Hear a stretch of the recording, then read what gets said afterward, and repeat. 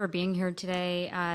And so for me, community building has always been a part of my life. You know, ever since I was 11 years old, I was lucky to be in a program which allowed me to do community service as a part of our curriculum. And I enjoyed it very much because I got to spend time with people that had a very different life experience than I did. And so growing up, you know, when I was in college, I thought, you know, the next progression to being a part of my community was to work in politics. So I worked on a number of different campaigns, which allowed me, you know, to get somebody that I believed in to get elected into office that could build policies around the community that I lived in. And so, you know, post-college, I had worked on so many campaigns, loved it, enjoyed it, and I found myself accidentally standing online at a food truck, and I waited for 20 minutes, and all I got was a peanut butter cookie. And I thought, well, there's got to be a better way for me to access this food truck. And I started thinking, you know, how could, you know, we have so much technology around. Why is it that the only way for me to access this food truck is by walking up to it?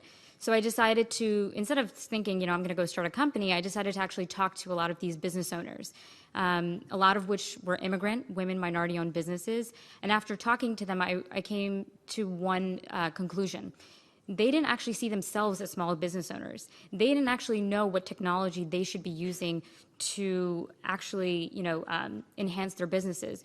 And so that's what I decided to do. You know, I thought, you know, what can I do? You know, I'm young, I've got a lot of great resources. How can I build something for them to actually, you know, enable them to use the technology that already exists to grow and scale their businesses? So for me, entrepreneurship really came from that, you know, that love for, you know, helping a community around me. And that's where I started Food to Eat and decided to become an entrepreneur. Work together.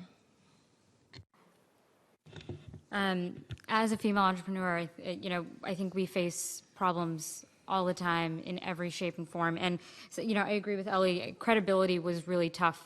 You know, it wasn't until I was recognized as a Forbes 30 under 30 that I had a sense of credibility that I could walk into a room and, you know, people would believe that I had something smart to say or intelligent to say.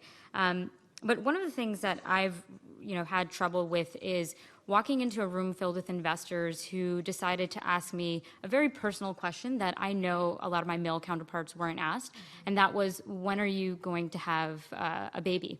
When are you going to start a family? I know no man in this room has ever been asked that question, for a fact. Why? Because we don't see male and female as equals. We don't think of, you know, I still get people asking me, you know, I'm a new mom. I still have people asking me, oh, does your husband help you at night? Guess what? Yes, he does. And I don't need to thank him for that because it is his job. And that's what we need to realize.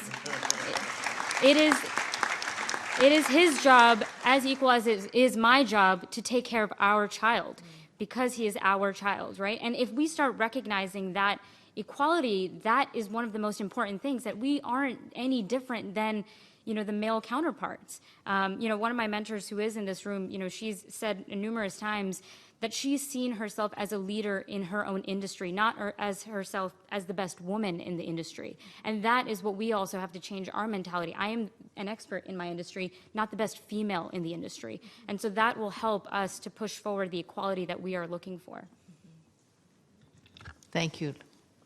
Go ahead. I think that the main obstacle that I had to overcome is one that's common